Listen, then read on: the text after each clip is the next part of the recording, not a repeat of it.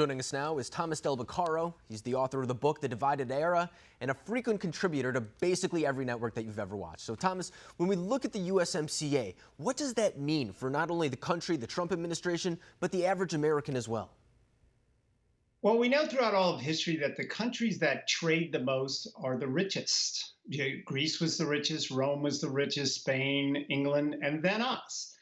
And we need to stay ahead of the curve on this. And what had happened in prior administrations, that deal was some 20 years old.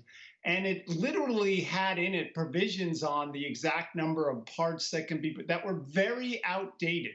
So this is a major victory because, and I'm glad you played those points where the Democrats talked about how it needed to be upgraded.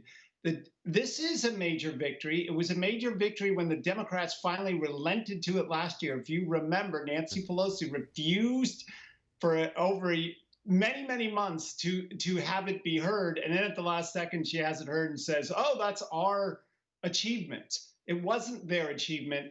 And other than COVID, this would expand trade in the United States significantly, and it would lift standard of living. It's a great deal for America, but now with COVID, we're going to have to see whether it's curtailed for a little bit.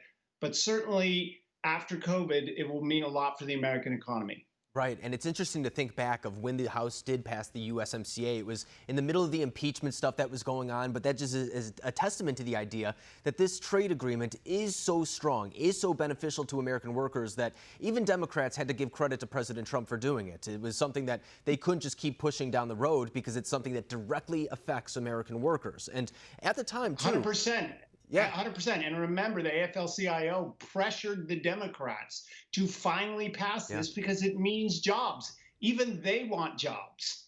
Right, and even when we look back at that time, too, this was when the economy was very strong. I mean, we were thinking that this was going to continue to propel us to something that numbers that we haven't seen for decades. And now we're at a time, too, where it's a little bit different. We're in the coronavirus pandemic. We're coming out of an economic, I don't know exactly what you want to call it. Some call it a recession. I'll call it a pause since it's something that the government did itself. But now we're at a time where we are climbing out of that. So what does that mean for growth moving forward?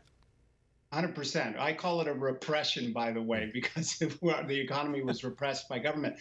Look, overall, we need to lower the cost of doing business in America. We need to lower regulations. We need to lower tax rates. And this lowers barriers. You need to give the enterprising people of the United States an easier time to trade. So this is the exact time for something like this to come into play because it lowers the costs of trade between the United States and Canada and Mexico. And that's a good thing. By the way, this is the exact opposite of what we did leading into the Great Depression.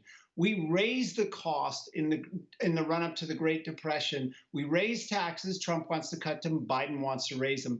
We raised the tariffs in the run-up to the Great Depression. This time we're cutting them, and those are good things. And also the Federal Reserve is helping this time, and they hurt the last time.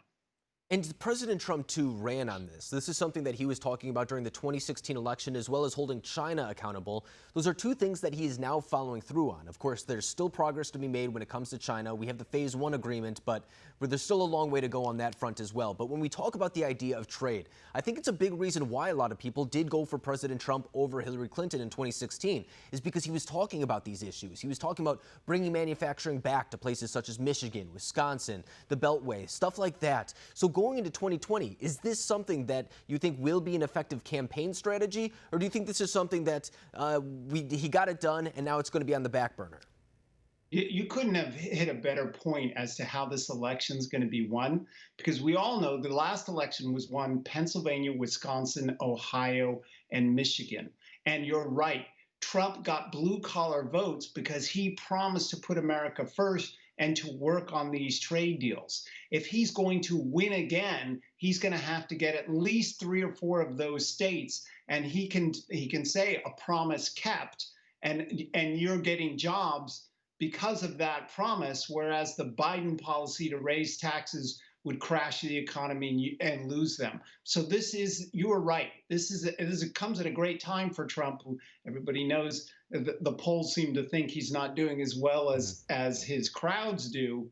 But you're right. You hit on it. Those 4 states, this is a deal custom made for those 4 states. And I think, too, as we start comparing the policies of Joe Biden and President Trump, other things will come into play, too, whether it's mining or natural gas, things of that sort, things that are still big in those states, because I know what the contrast is going to be. It's going to be President Trump running on things such as the USMCA, holding China accountable, and then trying to compare it to what Joe Biden is championing, things such as the Green New Deal, the more progressive type of things that may be a little bit more risky for voters in that area. So I can see that matchup already coming to play.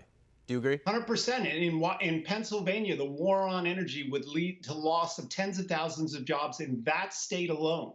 And so Biden wants to go back to the war on coal, back to the war on fracking, and those have proven that jobs just in Pennsylvania for coal alone are 18,000 jobs. Right. And so the war on energy would be even worse. So you're right that it's going to come down to that within those specific states, not California, where I am.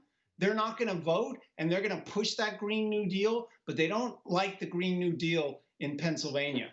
No, and I'm also going to be looking at Michigan, too, because, of course, the Obama administration did have the auto bailout there. This is a little bit of a different approach that could bring auto manufacturing back to that area, too. It's two different approaches trying to seek the same outcome. It's going to be interesting to see how people of Michigan really respond to this. But Thomas Del Beccaro, it's a pleasure having you on tonight, breaking down the USMCA. Thanks for joining us.